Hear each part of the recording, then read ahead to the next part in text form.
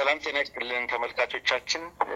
ዛሬ በተለመደው አራተኛ ቀኑን በያዘው ዘመቻ አንድነት ዙሪያ የአራቱም ቀጠና ፋኖ ቃል አቀባዮች ከመገናኛ ብዙሃን ጋር የሚያደርጉት ቆይታ ነው። በዚህ ቆይታችን ከአራቱም ቀጠና ያሉ የሁሉም የፋኖ ቡድኖች ቃል አቀባዮች አሉ። አማራ ፋኖ በጎጃም ፋኖ ማርሸት ፀሐዩ፣ አማራ ፋኖ በወሎ ፋኖ አበበ ፈንታው፣ የአማራ ፋኖ በሸዋ ፋኖ አብደላ ድሪስ እንደዚሁም የአማራ ፋኖ አንድነት በጎንደር ፋኖ ዮሐንስ ንጉሱ አብረውናሉ። ከመገናኛ ብዙሃን ኢትዮ 251 ሚዲያ፣ ኤቢሲ ቴሌቪዥን እንደዚሁም ሮሃ ሚዲያ እና ዛሬ የጋዜጠኛ ተስፋዬ ከብላክ ላይን ሚዲያ አብረናል። እንግዲህ በቆይታችን አራተኛ ቀኑን የያዘው የዘመቻ አንድነት እንቅስቃሴ ምን ላይ ነው የሚለውን የፋኖ ቡድኖች በየቀጠናቸው መረጃቸውን እንዲሰጡን ነው። እንግዲህ የምጀምረው ምናልባት ከፋኖ ዮሐንስ ንጉሱ ልጀምር። በጎንደር ቀጠና እየተደረገ ያለው የዘመቻ አንድነት ሂደት አራተኛ ቀን ምን ይመስላል? ምን አይነት ውጤቶች ናቸው እየተገኙ ያሉት? ምን ውጤቶች አሉ? የአንተን ቀጠና ብትነግረን ፋኖ ዮሐንስ፣ ከአንተን ጀምር። መልካም፣ አመሰግናለሁ ዋነሞት። በዘመቻ አንድነት አራተኛ ቀን ውሎ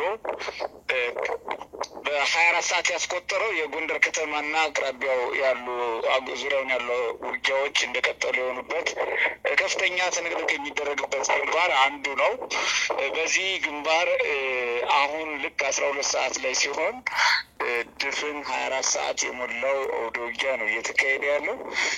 ሌሊቱን ሙሉ ሲካሄድ ያደረበት ሁኔታ ሲኖር በጠላት ላይ ከፍተኛ ኪሳራ ማድረስ የተቻለበት፣ ሰብአዊና ቁሳዊ ኪሳራ ማድረስ የተቻለበት አውደ ውጊያ ሲሆን የጠላትን ኃይል ማፈራረስ የቻልንበት፣ የኃይል አስተላለፉን ማዛባት የተቻለበት እና አሁንም ውጊያው በዚህ ሰዓት ውጊያው እየተካሄደ ነው የሚገኘው።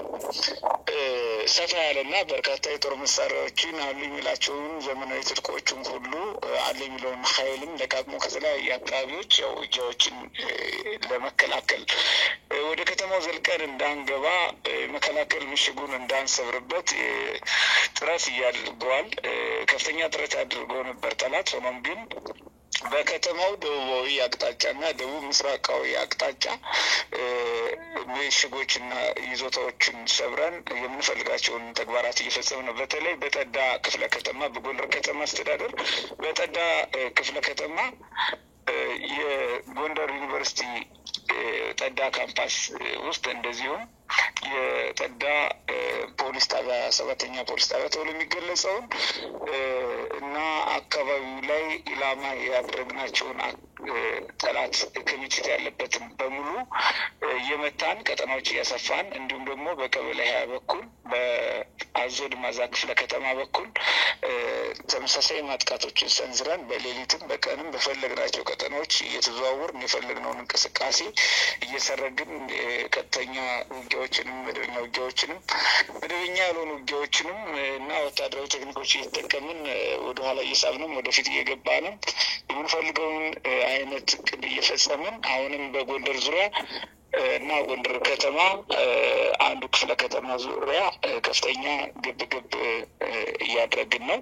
ከፍተኛ ትንቅንቅ በማድረግ የጠላት ኃይል ሙትና ቁስለኛ እንዲሆን፣ ከፊሉ እንዲኮበልል ወይም እንዲፈርስ ያደረገ ተግባር እየፈጸምን ነው። በሌላ በኩል በማዕከላዊ ጎንደር ዞን በማዕከላዊ አርማጭሆ ወረዳ ፈራሲት የተባለች ቦታ ላይ ኮሎኔል ጀዋር የሚባል ኮሎኔልን እና አጃቢዎችን ለመደምሰስ ያደረግነው ሙከራ ነበረ። በዚህም 3 አጃቢዎቹ የተደመሰሱ ሲሆን እሱና ሌሎች ሊያመልጡ ችለዋል። ተሽከርካሪ ላይ ጉዳት ማድረስ የተቻለበት ነው እና ያመለጡ ቢሆንም ከማምለጣቸው በፊት ሰራዊት አስተባብሮ ያችን መንደርና ከተማ አቃጥሎ ሞተርም ንብረትም አቃጥሎ ነው፣ ቤቶችንም አቃጥሎ ነው የሸሸው የፈረጠጠው። አሁንም በቀጠናው ግዳጁን የሚወሰደው አካል ክትትል እያደረገ ነው ያለው ወታደራዊ እንቅስቃሴውን። ቀደም ሲል በዚህ ቀጠና በተለይ በአርማጭሆ ቀጠና በውጊያና ያለ ውጊያ በርካታ ቀጠናዎችን ዘመቻ አንድነት ያስለቀቀ መሆኑን በዚህ በፊት በሰጠናቸው ዘገባ መረጃዎች አረጋግጠናል። አሁንም ዛሬ እየተደረገ ያለው የጎንደርና አካባቢው የደንቢያ አካባቢ ውጊያዎች እንደቀጠሉ ናቸው።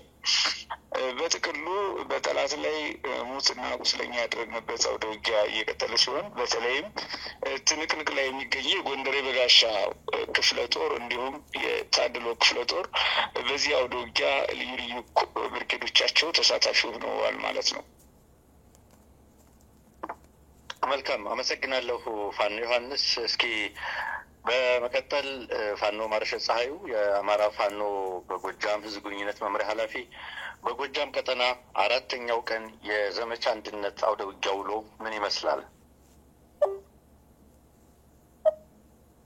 አመሰግናለሁ አንሙት። እንግዲህ የአማራ ፋኖ በጎጃም በዛሬው ዕለትም አራተኛ ቀን በያዘው አውደ ውጊያ ውሎ እንደዚሁ በሶስት አውደ ውጊያዎች ላይ ድልን ተቀዳጅቷል። በአንደኛ ክፍለ ጦር ኮሎኔል ታደሰ ሙሉ ብርጌድ ሁለት ቦታዎች ላይ እና ሰባተኛ ክፍለ ጦር አዲስ አለማየሁ ክፍለ ጦር እንደዚሁ አብራጅት ብርጌድ ኮርክ ከተማ ላይ እንደዚሁ ኦፕሬሽን ሰርቷል። በተረፈ ደጀን እና ጓጽዮን ድንበር በሚገኘው ከአባይ ድልድይ ተሻግሮ ባለው አካባቢ ላይ በርከት ያለ 22 የሚደርስ የጠላት ኃይል ማስከዳት ተችሏል። በዚህ አጋጣሚ የአማራ ፋኖ በጎጃም 8ኛ ክፍለ ጦር ዛምብራ ብርጌድ እስከ ጓጽዮን ድረስ እየተንቀሳቀሰ መሆኑን በዚህ አጋጣሚ ያው ለመግለጽ እንወዳለን። ዛሬ በተደረገው ውጊያ አንደኛ ክፍለ ጦር ኮሎኔል ታደሰ ሙሉ ብርጌድ በሶስተኛ ክፍለ ጦር መንገሻ ጀንበሬ ብርጌድ ጋር በጋራ በመሆን በመናበብ ዳጊ በተባለች አነስተኛ ከተማ ላይ የድምሰሳ ስራ ተሰርቶ ነበረ። በዚህም አብዛኛው ምናልባትም እኛ መረጃ ስለን በቁጥር ለመግለጽ ከብደኛል እንጂ አብዛኛው የጠላት ኃይል ሲደመሰስ ቀሪዎቹ 3 ቤተክርስቲያን ላይ በመግባት አምልጠዋል። በዚህም ስላሴ ቤተክርስቲያን፣ ገብርኤልና ሚካኤል በተባሉ ቤተክርስቲያናት ምሽግ በማድረግ ራስን የመከላከል ስራ በመስራት እኛ ወደ ቤተክርስቲያናት እንደማንተኩ ስላወቁ እዚያ ውስጥ ተደብቀው አምልጠዋል የተወሰኑ ኃይሎች። አብዛኛው የጠላት ኃይል ግን ሙትና ቁስለኛ ማድረግ ችለናል። በአውደ ውጊያው 2 ክፍለ ጦሮች ተሳትፈዋል። ሌላው አውደ ውጊያ ገርቴጭ በተባለ ደቡብ ሜጫ ዋና ከተማ ላይ በተደረገ ውጊያ እንደዚሁ ኮሎኔል ታደሰ ሙሉ ብርጌድ በርከት ያለ የጠላት ኃይል ደምስሷል። 31 ሙት አለ። የቁስለኛ ብዛት አልደረሰንም። ሌላው 3ኛ አዲስ አለማየሁ ክፍለ ጦር ነው፣ 7ኛ ክፍለ ጦር ማለት ነው። አብራጅት ብርጌድ ኮርክ ከተማ ላይ በጣለው ደፈጣ 23 የሚደርስ የጠላት ኃይል ደምስሷል፣ 3 አቁስሏል። ሌላው ልዩ ኦፕሬሽን ባህር ዳር ከተማ ላይ 8ኛ ጣቢያ በመግባት የልዩ ኦፕሬሽን የ8ኛ ጣቢያ የፖሊስ አዛዥ የነበረውን ሳጅን ጌታቸው በቀለ የተባለን የስርዓቱ አገልጋይ በአደባባይ እርምጃ በመውሰድ ትጥቁን እንግዲህ አማራ ፋኖ በጎጃም አንደኛ ክፍለ ጦር የልዩ ኦፕሬሽን አካላት ትጥቁን ማርከውት ወጥተዋል ከከተማ ማለት ነው።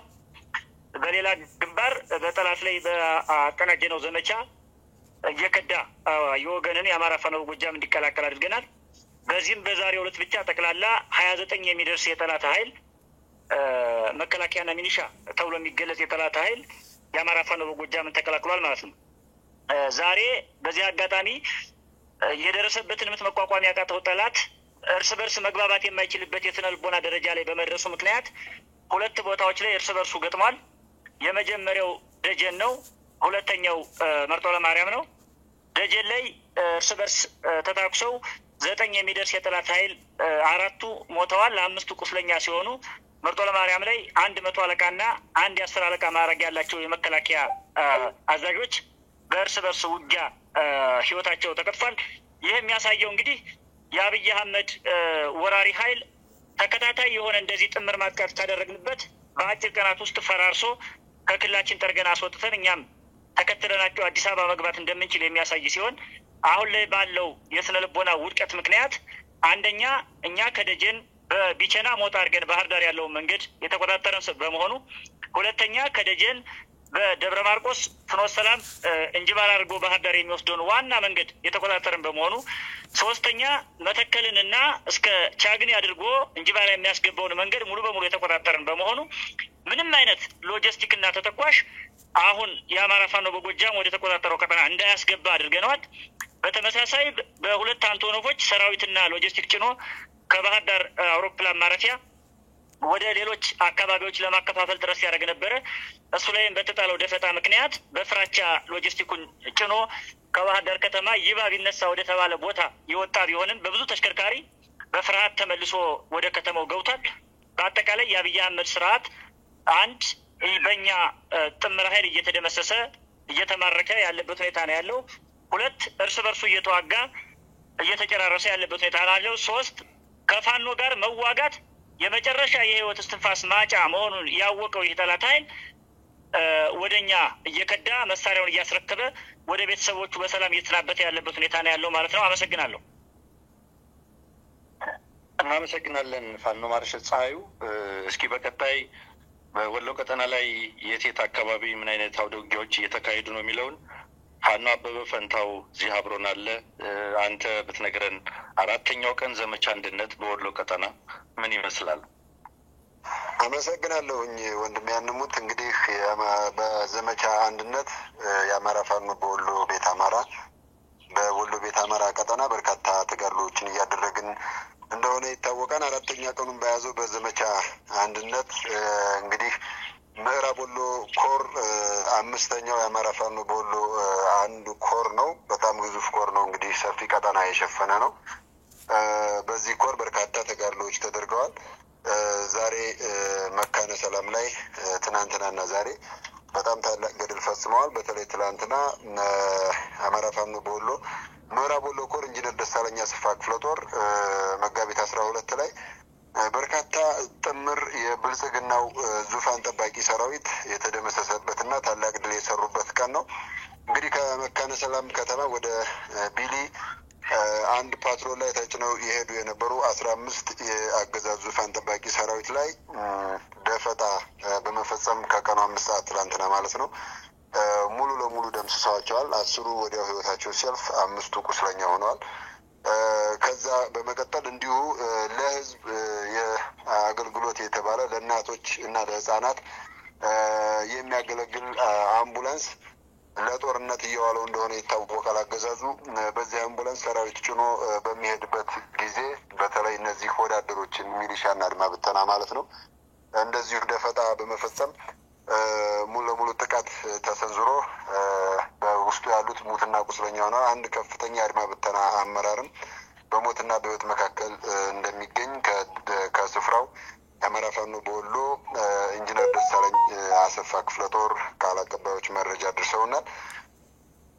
በዚህም እንግዲህ በጣም የተናደደውና የተበሳጨው ሁሌም ግንባር ቀደሙ ተዋጊው ፋኖ ጋር መዋጋት ሲያቅተው ከ3 እስከ 5 ኪሎ ሜትር ከበባ ውስጥ ሆኖ በሚገኝበት የከተሞች ምሽግ ዙሪያ ያገኘውን ንጹሐን እንደሚረሽን ይታወቃል። ሰሞኑንም ተደጋጋሚ ጊዜ እየገለጽ ነው ያለ ነው። ንጹሐኖችን በጣም በግፍ እየጨፈጨፈ ነው። መካነ ሰላም ላይ እንደዚሁ ወንድምህ ፋኖ ላይ አለ በሚል አንድ ንጹሐን ወንድማችንን በግፍ የረሸኑበት ሁኔታ አለ።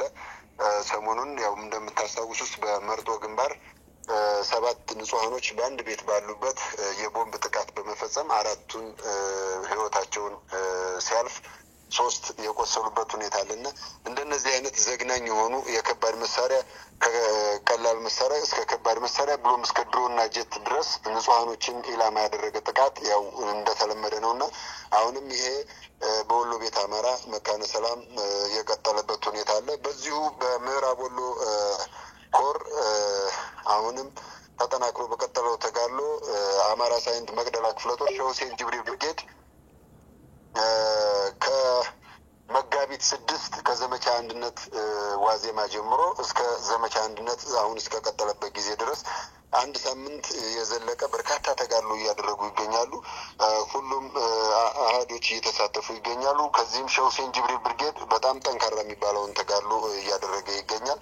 እዛ ቀጠና ላይ ኮሬብና ደብረ ዘይት ከተሞችም እንደተያዙ ይታወቃል። 45 ኪሎ ሜትር የሸፈነ ቀጠና ነው እንግዲህ ሲዋጉ የነበረው። እነዚህን 2 ከተሞች በርካታ ተጋድሎ በማድረግ ያስለቀቁ መሆኑ ይታወቃል። አሁንም በዛው ዙሪያ ከተሞቹን አስጠብቀው ይዞታቸውን አስጠብቀው ተጋድሎ እያደረጉ ያሉበት ሁኔታ አለ። በዚህም በቀጠናው አሁንም ለውጊያ የመጣን ኃይል በርካታ ተጋድሎ በማድረግ ድሽቃ ተኳሹን ጨምሮ ከ30 በላይ ሙትና ከ30 በላይ በግምት ሙት የሆነበት በግምት ከ11 በላይ ቁስለኛ የተደረገበት እንደዚሁ ሽማግሌ የሃይማኖት አባት እስከዛሬ በፍጹም ትዕግስት ሲለመኑ የነበሩ ሽማግሌና ሃይማኖት አባት ሳይቀር እየተላከባቸው የነበሩ አስፈጻሚ የሚባሉት የደህንነት ክንፉ የብልጽግና የፖለቲካና የጸጥታ አመራሮችን ጨምሮ እርምጃ እየተወሰደ ይገኛል። በዚህም አንድ ጉምቱ ወዳደር የተሸኘበት ሁኔታ አለ። ከዚህ ጋር ተያይዞ አሁንም 7 ክላሽ ከ1000 ያላነሰ ተተኳሽ የክላሽ ተተኳሽ የማረኩበት ሁኔታ እንዳለና አሁንም ይዞታቸውን አስቀጥለው ያሉበት ሁኔታ አለ። ምዕራብ ወሎ ላይ ሰሞኑን ያው ወረኢሉ አካባቢ ያሉ አሃዶችን በርካታ ጥንቅንቅና ተጋድሎ ጃም አካባቢ እያደረጉ እንደከረሙ ይታወቃል። ከላላም እንደዚሁ ሙሉ ምዕራብ ወሎ ኮር ተጋድሎ ላይ እንደሆነ ይታወቃል ማለት ነው። በሌሎች ኮሮች ሰሞኑን የነበሩ ተጋድሎዎች አሁንም የነበሩ ያገኘናቸውን ይዞታዎቻችንን አስጠብቀን ለአዲስ ማጥቃት አሁንም በተሻለ ቁመና ላይ የሚገኙበት ሁኔታ ነው ያለው። ከዛሬ ጀምሮ አሁንም በዘመቻ አንድነት ተጠናክሮ ይቀጥላል ማጥቃቱ። አሁንም ሌላው ነገር ሰራዊት የጠላትን ሰራዊት እንግዲህ እንደምታውቁት የሚዋጋበት ዓላማ አጀንዳ እንደሌለው ይታወቃል። ስልኩ ተጠርንፎ ጦር መሳሪያው ተጠርንፎ አንዱን ብሔር በአንዱ ብሔር እያስጠበቀ ነው መከላከያ የሚባለው ኃይል እንግዲህ አለሁ እያለ ያለው ይሄ ተጨባጭ ሁኔታ ነው። ከዚህ ጋር ተያይዞ በማስኮብለሉ ረገድ ከፍተኛ የሆነ ሰራዊት የማስኮብለል ስራ እየተሰራ ነው። ምስራቅ አማራ ኮር 1 አሳምነው ክፍለ ጦር የአንበሳውን ድርሻ የወሰደ ማስኮብለል በየቀኑ ከ5 እስከ 10 እያስኮበለሉ ያሉበት ሁኔታ አለ። በ2 ቀንም በ3 ቀንም ይሄ ተጠናክሮ ቀጥሏል።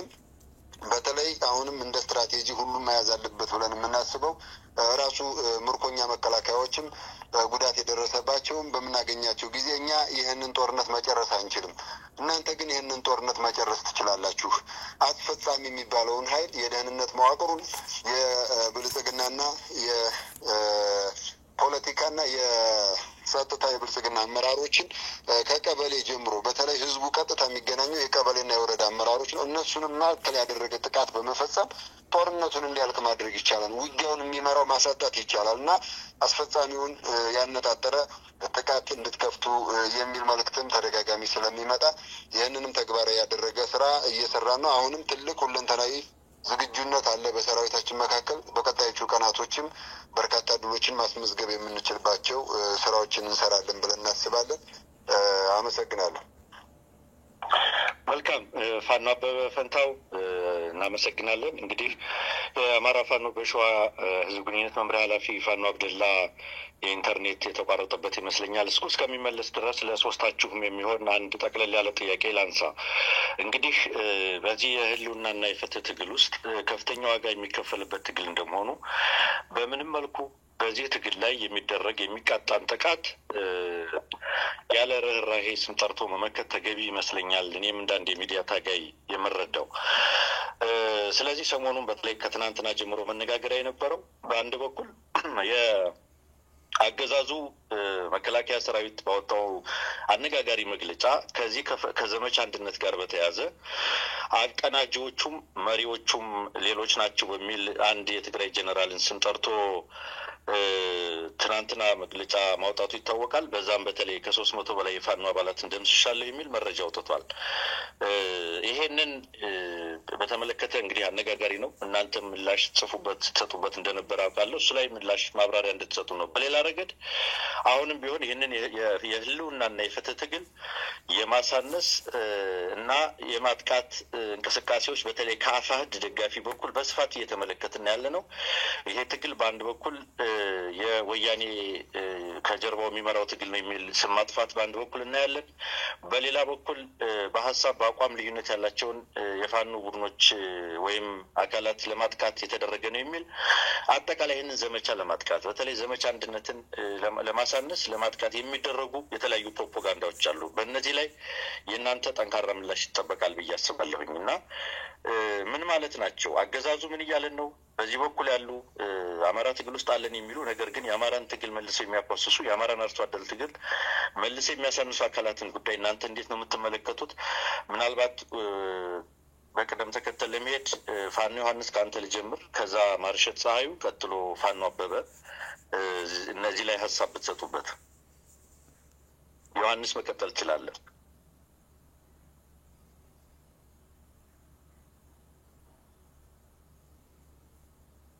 አመሰግናለሁ አምኑት። ያው አገዛዙ በትላንትናው ዕለት ያሰራጨው መግለጫ ይሁን መልእክት ይሁን ግራ የገባው ነገር ሲያሰራጭ ነበር። ይህም የዘመቻ አንድነት እንደሰቀዘው እንደ መቋቋም እንዳቃተው በዘመቻ አንድነት የደረሰበት ምት ከባድ እንደሆነ ይህን መቀልበስ የሚያስችል ፕሮፓጋንዳ ለመመለስ የሚያስችል ምላሽ በማጣቱ አንድ ግለሰብ ከትግራይ ከዋት የሆነ አንድ ግለሰብ መዞ በማውጣት እንደሚመራ እንደሚያቀናጅ አድርጎ ያቀረቡበት ሁኔታ አለ። ግለሰቡ ጋር ሆነ ከሌሎች አካሎች ጋር እንደ ፋኖ በተለይም ደግሞ እንደ አማራ ፋኖ አንድነት በጎንደር የአማራ ሕዝብን ጥያቄዎች ይዘን የአማራ ሕዝብን ፈጽሞ መጥፋት የህልውና አደጋ ለመቀልበስ በራሳችን ወኔና ፍላጎት እና እቅድ የተነሳን እና ህዝባችን ተጠሪ አድርገን በህዝባችን አለቃነት ወደ ትግል የገባንና በዚህ ትግል ውስጥ ብቸኛ አለቃችን ብቸኛ መሪያችን ህዝባችን እንዲሆን አድርገን የምንታገል እንደመሆናችን መጠን ከማንኛውም አካል ጋር አንገናኝም። የተገናኘነውም የለም። አንገናኝም ማለት እስካሁን የተገናኘ ነው የለም፣ ያቀናጀንም የለም ለማለት ነው። ሁለተኛ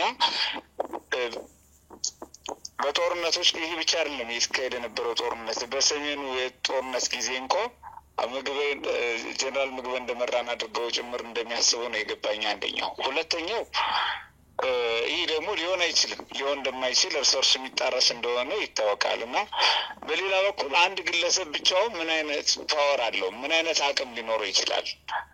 የፋይናንስ ነው? የወታደራዊ አቅም አመራር ሊደርሽፕ መስጠት ነው? ስልጠና መስጠት ነው? ወይስ ፋይናንስ ማቅረብ ነው? ይህ ምንም የተብራራ ነገር የለም። ሁለተኛ ያቀረባቸው ማስረጃዎች የሉም እና መሰረተ ቢስ ውንጀላዎች መሆናቸውን ተረድተናል። ሁኖም ግን መላ ህዝባችን በአንድ የጠቀሳት ነገር አለች። በዚህ ውስጥ ጽሁፉ መግለጫው ምዕራብ ትግራይን አስመልሳለሁ የሚል ኃይል ብሎ ይጠቀሰዋል። ምዕራብ ትግራይ ብሎ የሚጠቅሱት ደግሞ የወልቃይት እና ጠገዴ ቀጠና እንደሆነ ይታወቃል። እና በዚህ ጉዳይ እንዴት አብሮ ሊያሰራ የሚችል አጀንዳ ኑሮ ተገናኝ የሚለው ራሱ መተንተን የሚችል ጉዳይ ነው እና ልንገናኝ እንደማንችል ግልጽ ስለሆነ በማንገናኝባቸው ጉዳዮች ላይ የተነሳው ፍሬ የሌለው ነገር ነው ያነሳው። አገዛዙ ምን ያህል መቋቋም እንዳልቻለ ዘመቻ አንድነትን ምን ያህል መቋቋም እንዳልቻለ የሚናገረውን እንዳያውቅ አድርገን እርቃኑን እያሰጣኑ እንደሆነ አሁንም ቢሆን አንድነታችን አጠንክረን ስንቀጥል እንደምንጠቀም በማመን ምናልባት በዚህ ዘመቻ ያልተሳተፉ ወንድሞች ካሉ እየተነጋገሩ ጉዳያቸውን እየጨረሱ በአንድነት ውስጥ ያለምንም ልዩ ጉዳይ ያለምንም ኮተት ራሳቸውን ወደ አንድነት እያመጡ ቢቀጥሉ በዚህ አጋጣሚ ምክረ ሀሳብ ሆኖ የሚሰነዘሩ ለምሳሌ ዘመቻ አንድነትን ላይ አቃቂር ለማውጣት የሚጣጣሩ አካላት ለምሳሌ ከብልጽግና ወይም ደግሞ ከአብይ አህመድ አገዛዝ ጋር የተናበበ አጀንዳ ይዘው የሚቀርቡ አካላት አሉ እና ናሬሽን ፋብሪኬት የሚደረገው ከብልጽግና ነው። ትላንት ለምሳሌ ፋብሪኬት አድርጎ የለቀቀውን ብልጽግና የለቀቀው ዋና አጀንዳቸው ያደረጉ አካላት ከዚህ ተግባር ሊቆጠቡ ይገባል።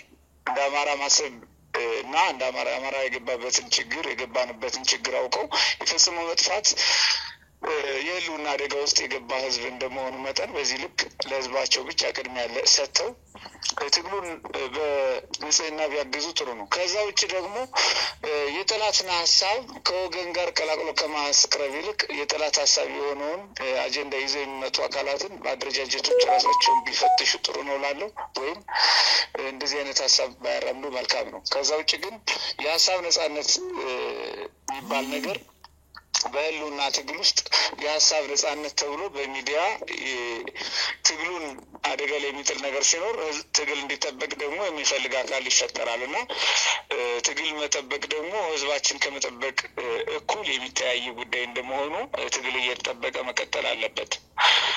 ከዋናው ጠላታችን ህዝባችን በዚህ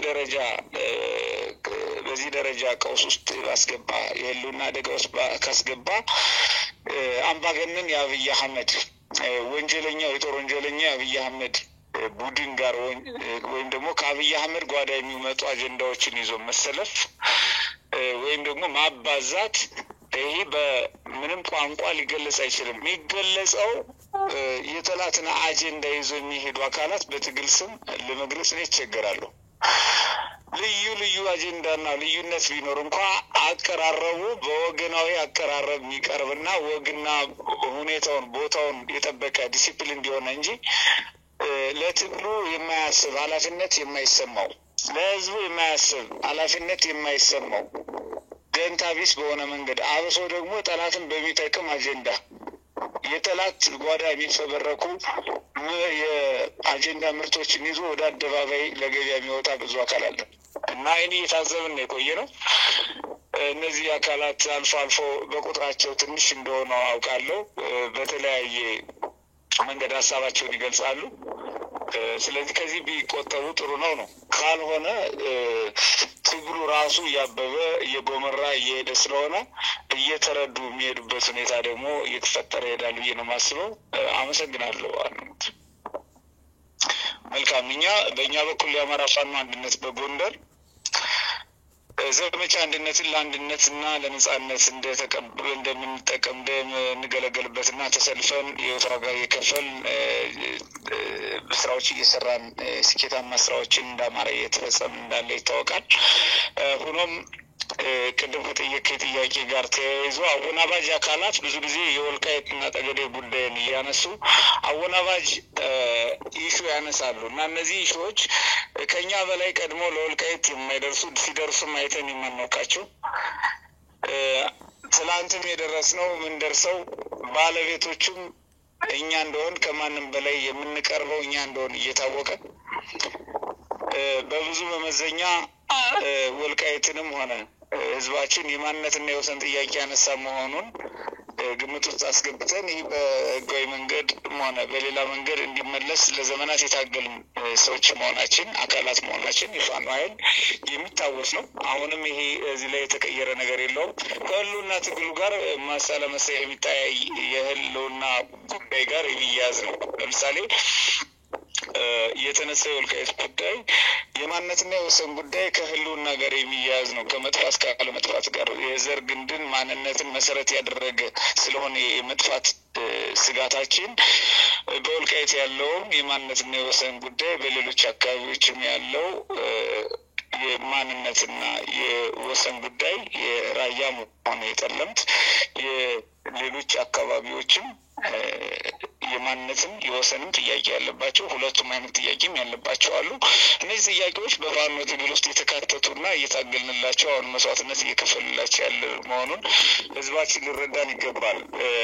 ተፈብርከው የሚወጡ አጀንዳዎች ቀደም ሲል በጠረጴዛ ጥያቄ የቀረበለት ከ2007 ጀምሮ ጥያቄ በደብዳቤ የቀረበለት ቀደም ሲል የኢህአዴግ መንግስት በኋላም የብልጽግና ስርዓት ምላሽ በአግባቡ መስጠት እየተገባቸው የሸገር ከተማን ምላሽ ሲሰጡ የወልቃይትን ጉዳይ እያዘገዩ የራያን ጉዳይ እያዘገዩ የጠለምት ጉዳይ ሌሎችን አካባቢዎች አጀንዳ እያዘገዩ እንደዚህ አንድ ወጥ አቋም ይዘን ልንቆም ስንል እንድንዋልል ሁለት ግንባር እንዲፈጠር ሶስት ግንባር እንዲፈጠር እንድንወናበድ የታቀደ አጀንዳ እያወጡ ከጎያቸው ሲሰጡን ይህን ተከትሎ የሚነጉድ መኖር የለበትም።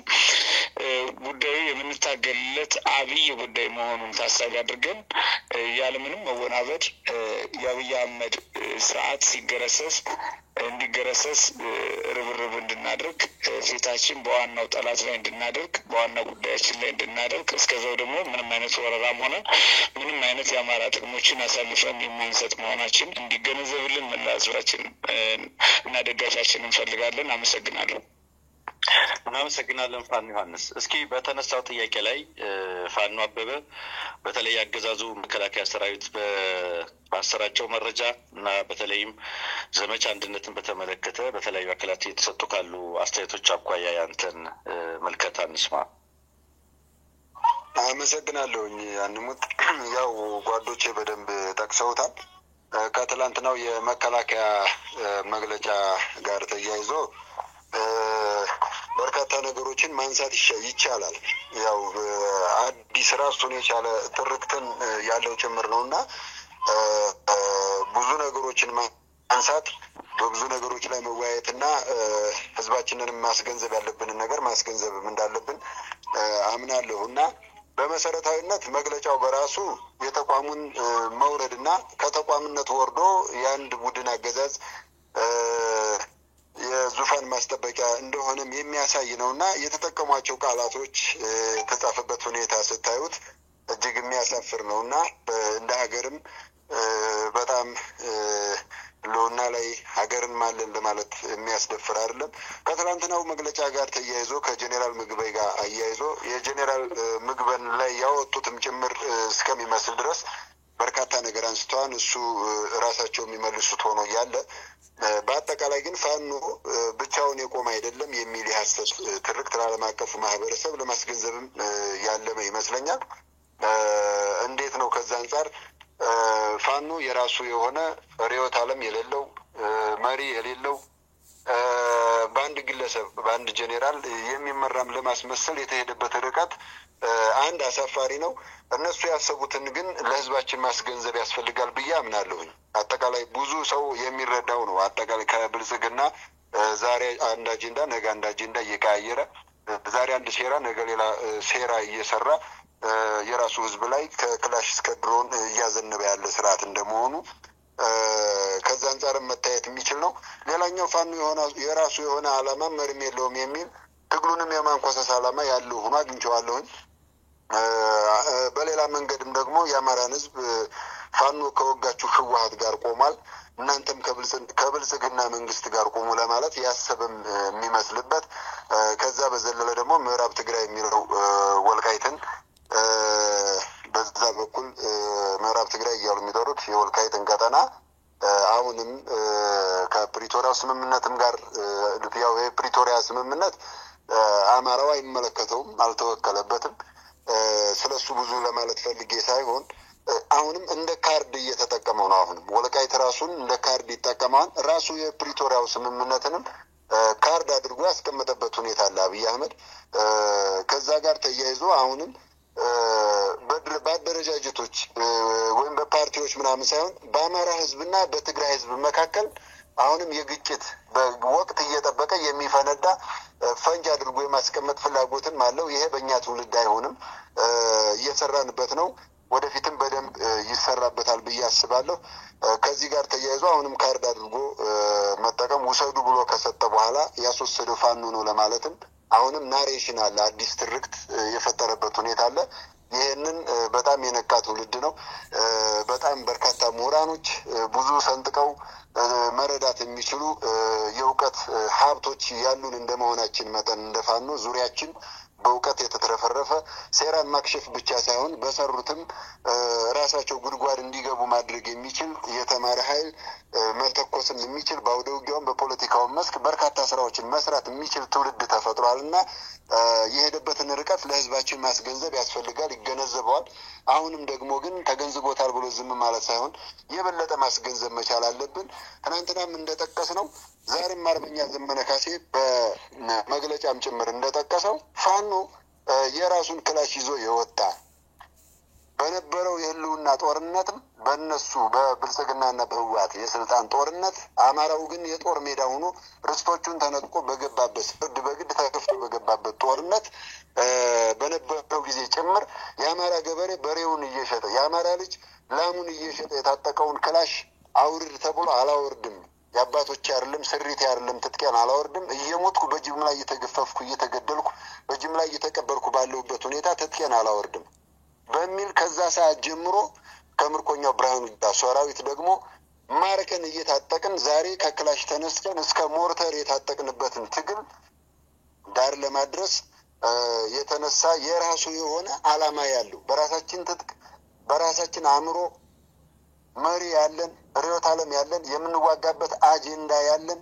ምናልባት ዓለም ላይ እንደ አማራ ጦርነት ውስጥ የሚገባበት አጀንዳ ያለው ህዝብ አጀንዳ ያለው ተፋላሚ ያለ ብለን አናምንም። እኛ አማራ ስለሆንንና ጦርነቱን ስለያዝነው ሳይሆን ዓለም የሚመሰክረው ይሄንን ዓለም እንዲመሰክረው መስራት ያለብን ስራዎች አሉ። የ50 ዓመት የ60 ዓመት ከግማሽ ክፍለ ዘመን በላይ የተሻገረ የሐሰት ትርክት በህዝባችን እንደተጫነ እናውቃለን። እሱን ትርክት ባሉን ሁለንተናዊ ባለን ሁሉን አቀፍ ምሁራን ስራ ሰርተን በኤሊቶቻችን ስራ ሰርተን በትግላችን ስራ ሰርተን ማከምና እውነቱን ለዓለም አቀፉ ማህበረሰብ ማስገንዘብ እንዳለ ሆኖ ግን የተነሳንበት ዓላማ ሁሉ ነገር ከፈጣሪ በታች ፋኖ የተደገፈው የአማራን ህዝብና የአማራን ህዝብ ነው። ከየትኛውም አካል ጋር እስካሁን ንክኪ የለንም። ራሳችንን ችለን የቆምነን መሪ ያለን አጀንዳ አለን። ርዕዮተ ዓለም ዓላማ አለን። ጦርነት ውስጥ የገባንበት ዓላማ አለን። ከዚህ ጋር ተያይዞ ይሄንንም የሌለን ለማስመሰልና አሁንም እንደዝም ብሎ ተኩሶ ለመግባት የወጣ ለማስመሰል የሄደበት ርቀት ምናልባት ትዝብት ውስጥ ይከተዋል ብለን እናምናለን። ከትላንትናው የመከላከያ መግለጫ ተብዬ ግን ብዙ ነገሮችን ማለት ይቻላል። በተለይ አይመለከተንም እንጂ ከፕሪቶሪያው ስምምነት ጋር ተያይዞ ከትግራይ ኃይሎችም ጋር ሊሄድበት የፈለገው አዲስ ናሬሽን አለ። ያ ሲሄድ እኛም ጋር አያይዞ እንግዲህ ከወልቃይትም ጋር ተያይዞ ብዙ ነገሮችን ማለት ይቻላል። እሱ ጊዜው ላይሆን ይችላል። አሁን የሆነ ሆኖ ግን እጅግ ትዝብት ውስጥ የወደቀበት ሁኔታ ነው ያለው። የትላንትናው የመከላከያን መግለጫ በተመለከተ ይህንን ነው ማለት የምፈልገው። አመሰግናለሁ። እናመሰግናለን ፋኖ አበበ። እስኪ አይ ቲንክ ኢንተርኔት ሰርቶለታል። አማራ ፋኖ በሸዋ ህዝብ ግንኙነት መምሪያ ኃላፊ ፋኖ አብደላ ድሪስ የሚሰማ ከሆነ የእናንተ ቀጠና አውደ ውጊያዎች አጠር አድርገህ ንገረንና ትናንትና በአገዛዙ ተሰጠው መግለጫ ላይ ጓዶች ሀሳብ ሲሰጡ ነው የነበረው። እሱም ላይ አጠር ያለ ነገር ሰጥተህ እናጠቃለው። እሺ፣ አመሰግናለሁ። በጣም ይቅርታ ጉዳይ ስላስቸገረኝ ነው። ኮኔክሽን በጣም ነው የሚያስቸግረው። ምናልባትም የአውደ ውጊያ መረጃዎችን ለመቀበል ጥረት እያደረኩ ነበር፣ ግን ደግሞ የኮኔክሽን ጉዳይ ስለተቸገርኩ እሱን እንደደረሰ ባቀርብ ነው የሚሻለው። የክፍለ ጦሮችን ምናልባት ከመግለጫው ልነሳና ያንን ምቀጥል ከደረሰ እዛ እንትን ላይ ያቀርባለሁ፣ ወይም ደግሞ በገጹ ላይ የሚለጠፍ ግን አሁን አነሳሁ ላይ የተወሰነ ሀሳብ ልስጥ። አቤ ብዙውን ሄዶበታል። በተወሰነ መንገድ ለመጨመር የትናንትናው የመከላከያው መግለጫ ብቻ ሳይሆን የጠቅላይ ሚኒስትሩ ንግግር ታክሎበት እሱ ላይ የተወሰነ ሀሳብ አንጸባረቅ እፈልጋለሁ። እንግዲህ በመግለጫው ላይ ብዙ ነገሮችን ያሳየ ነው። አንደኛው በተለይ ከፓርላማ ንግግሩ ጋር አይታችሁ እንደሆነ የሀገሪቱ ጠቅላይ ሚኒስትር ተብዬው በጣም የደነገጠበት፣ ቆሌው የተገፈፈበት፣ ከሚገባው ላይ የሚሆነውን አጥቶ ሲወራጭ የነበረበት፣ እንደውም እንደ ሀገር መሪ ብቻ ሳይሆን የሰፈር ጎረምሳ በማያነሳው ልክ በጣም ተራና ምንድነው ምንም መገለጽ በሌለበት ልክ ሲገለጽ የነበረበት ሁኔታ ነው ያለው። የሰፈር ጎረምሶች እንኳን ተጣልተው በማይገልጹበት እንኳን በእርግጥ እንኳን ፓርላማ ላይ በምንም ደረጃ መነገር የማይጠበቅበት ተራ ንግግር ሲነገር ያየንበት ነው። ይሄ እንግዲህ ከምን መነጨካል? ከድንጋጤ ከፍርሃት ነው። ሰዎችን ለማሸማቀቅ የሄደበት ርቀት እንዲሁም የአማራን ሕዝብ ትግል ዝቅ ለማድረግ የፋኖን ትግል ለማዋረድ የሄደበት ርቀት ተራ ቧልት ከመሆን አልፎ እሱን ሰውየውን ራሱ ትዝብት ውስጥ የከተተበት ነው። በንግግሩም ተራ ቀረርቶና ተራ ቅጥፈት ያየንበት ነው። ለምሳሌ የትግራይን ጉዳይ አንስቶ ሲናገር ነበረ። በመልካም ነው፣ ጥሩ ነው፣ እንደዚህ ላደረጉት ምስጋና ይገባቸዋል፣ በጦርነቱ ጊዜ ቢያደርጉንም ግን በስራው ላይ እያለ ስም እየጠራ ጭምር ሲያወድስ ነበር ያየ ነው። እንግዲህ ይህ ሰውዬ የሀገሪቱ የጦር ኃይሎች ጠቅላይ አዛዥ ነው፣ አብይ አህመድ ማለት አሁን ባለው በእነሱ ህገ መንግስት በሚሉት።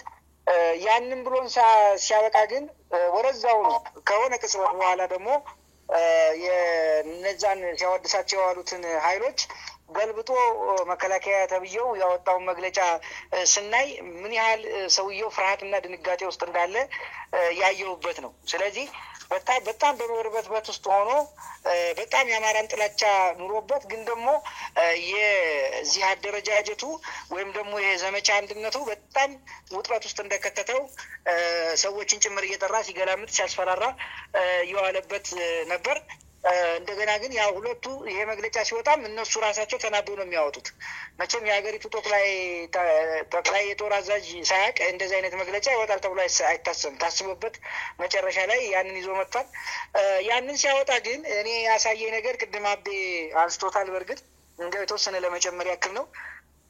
አንደኛ ምግብ ወይ የሆነ አካልን አምጥቶ እዚህ ሲያስገባ የአማራን ሕዝብ በቃ ማዕፀን በቃ ምንድነው መካን አድርጎ ለማቅረብ ያደረገበት የሄደበት ርቀት ትንሽ አሳዛኝም ነበር ማለት ነው። የአማራን ሕዝብ ትግል ምን ያህል ዝቅ እንደሚያደርገው ጀስት እኛ ጀነራልን የሆነን የጦር አዛዥ ኦር የፖለቲካ ኢሊት ሸቅጠን እንደምናመጣ የኛ እንደማንችል አድርጎ እኛን ዝቅ ለማድረግ የሄደበት ርቀት ያው ራሱን ነው ትዝብት ውስጥ የሚከተው ማለት ነው። እና ያስቀመጠው አንድ በፍርሃት ውስጥ ሆኖ በበርበትበት ውስጥ ሆኖ ባልጠበቀው መንገድ ስለተገኘበት ይህንን ነገር የገለጸበት ሁኔታ ነው ያለው። እኛ ግን ኮዝ ያለን መስመር ያለን መዳረሻ ያለን ህዝብ ሆነን አገዛዙን ምንም ሳንይዝ ወጥተን የብልጽግናን የጸጥታ መዋቅሩን መንግስታዊ መዋቅሩን ጭምር 1 ዓመት ባልበለጠ ጊዜ በጣጥሰን እንዲህ አይነት አደረጃጀት ሰርተን ተገዳዳሪ ኃይል ለምስራቅ አፍሪካ ይልቅ ጭምር ተለዋጭ ጠንካራ ኃይል እንደገነባን ዓለም አቀፍ ተቋማት ጭምር ትላልቅ ዲፕሎማቶች እየገለጹ ባለበት እሱ በዚህ ልክ ነው ዝቅ ሊያደረገው የሞከረው። በእርግጥ ሰውየው ልክ ነው ወይም የመከላከያው ላይ የወጣበት ነገር የተገለጸበት ብዙ የዓለም አቀፍ ተቋማት፣ ሚዲያዎች፣ ዲፕሎማቶች እንደዚሁም የፖለቲካ አዋቂዎች የፋኖን እውቅና እየሰጡ ሲሆን ተደናግጧል። ስለዚህ ያለችዋን ለመጠቀም ሲል ያናውጡታል። እኔ ግን ከዚህ ሁሉ ነገር አደገኛ ነገር የታየኝ በዚህ በመከላከያ መግለጫ ላይ የአማራ አንድነት እስከዛሬ የሚደክሙ ነበር፣ አልተሳካም። ግን ደግሞ አሁን በትልቁ ስላስፈራቸው ያንን መበተኛ መግለጫ ነው ሆኖ ያገኘሁት። ሲጠቃልል ለምሳሌ ምንድን ነው የሚለው? ምዕራብ ትግራይን ለትግራይ በግድ አሳልፌ እሰጣለሁ የሚለው ምግበ የዚህን ዘመቻ አንድነት ብሎ አውጆ የነበረው ከሸፈ ነው የሚለው። እንግዲህ ምን ለማለት እንደሆነ ይገባናል መቼም። ይህ ማለት ምንድን ነው? ወልቃይትን ወደ ትግራይ በኃይል ላካል ነው ብሎ የሚልን ሰው ትእዛዝ ሰጥቶ ብሎ ሲያስቀምጥ ወልቃይት ላይ የአማራው ሕዝብ ምን ጥያቄ እንደሚያነሳ መቼም ሁሉም የሚረዳው ነው። የቀይ መስመር ነው የአማራው ሕዝብ። ምናልባት የእሱ በተለይ በጎንደር አካባቢ ያለውን ኃይል ለመበተን ያስችለኛል ብሎ ስላሰበ ያንን መሬት እነኚህ ኃይሎች ተባብረው ለትግራይ ሊያሰጡብህ ነው በሚል በአማራ ፋኖ በአራታችን አደረጃጀቶች ውስጥ ስንጥቅ የመፍጠር አለፍም ሲል ደግሞ ማህበረሰባዊ ቅቡልነትን ለማሳጣትና የፋኖን ትግል መሬት አሳልፈው ከሰጪዎች ጋር ተባበሩ፣ መሬትን ሊሰጡብህ ነው ወይም ደግሞ የህወሓት ተላላኪዎች ናቸው በሚል አንዱን ጠቅላይ ግዛት ከሌላኛው ጋራ ለማቃረን የተጠቀመበት መንገድ በመሆኑ ለእኔ አደገኛ የመርዝ ብልቃጥ ሆኖ ነው ያገኘውም ማለት ነው። ያው ከዚህ በፊት እንደምናስታውስ የተለያዩ አጀንዳዎች ይነሳሉ። ሰኔ 15 ይመዘዛል፣ የሆነ ጊዜ የሆነ አጀንዳ ይመዘዛል። እነዚህ ነገሮች ሁሉ የአማራው ህዝብ አንድ ሆኖ እንዳይታገል ነው። አሁን ደግሞ ከመቼም ጊዜ በላይ ከዚህ በፊት በፖለቲካ የነበረን ትብብር ዛሬ ላይ በቀጥታ ወታደራዊ ኮማንድ ተሰጥቶ በዚህ ደረጃ የሀገሪቱ መከላከያ ሰራዊት በዚህ ልክ ሲመታ፣ በዚህ ልክ ሲበተን፣ የፓርቲ መዋቅር የማይጠገንበት ደረጃ ሲደርስ ትናንትና የአማራ ተወካይ ነን የሚሉት ሰዎች አርጅቷል፣ ከጥቅም ውጭ ሆኗል፣ ከዚህ በኋላ ዋጋ የለውም ተበትኗል ሲሉ የነበረውን ባልተጠበቀ እንደ ጎርፍ መጥቶ ስላጥለቀለቃቸው በዛ ድንጋጤ ውስጥ ስለሆኑ ይህንን የአማራ አንድነት በመበተን እስትንፋስ ለማግኘትና ያለችውን ጊዜ ለመጠበቅ ያስቀመጡት ነው። የሆነ ሆኖ ግን እኛ በዚህ እንሸበራለን ብዬ አላስብም። ነገር ግን የመከላከያው ያወጣው ቀጥተኛ የሆነ እኔ እነሱም ነው ብዬ አላስብም። ትክክለኛ በፓርቲ ደረጃ ተመክሮበት የአማራን አንድነት ለመበተን የተበጥጦ የተሰበረ የመርዝ ብልቃጥ ሆኖ ነው ያገኘሁት። ይህን ማለት የምችለው። አመሰግናለሁ ፋኖ አብደላ። እንግዲህ ረጅም ሰዓት ቆይተናል። ምናልባት እጅግ በጣም አጠር ባለ መንገድ ፋኖ ማርሸት አይ ቲንክ ኔትወርክ ተመልሶለታል። በዚህ ላይ አጭር ነገር በለንና እናጠቃል። ረጅም ደቂቃ ሆኖናል።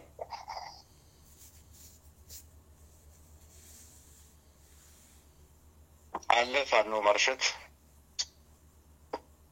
አሎ ሰማለሁ ወይ? ይሰማናል። በጣም ጥሩ። እንግዲህ አብይ አህመድ ከሰሞኑ የተናገረው ሀሳብና የትናንትናው መግለጫ በመጀመሪያ አዲሱ የአማራ ትውልድ በውል አለማወቅ አለመረዳት ነው እና አማራውን እየነካበት ያለው አብይ ይሰማል።